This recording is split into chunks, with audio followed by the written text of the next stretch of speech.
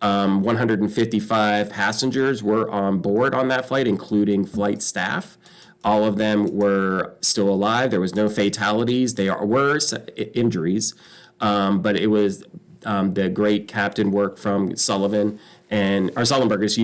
and his co-pilot to be able to land that plane without having a major catastrophe.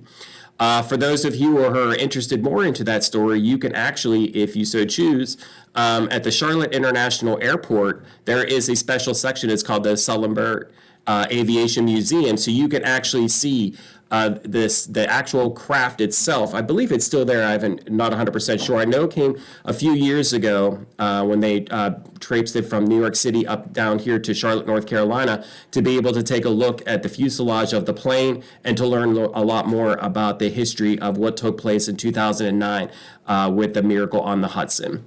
The last one is what we're going to be celebrating on Monday, which is today is the birthday of Dr. Martin Luther King.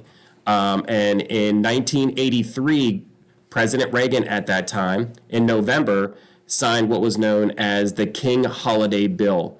And that is designated it as it is now considered to be a federal holiday for Martin Luther King Day. So it is celebrated on January 20th of every year.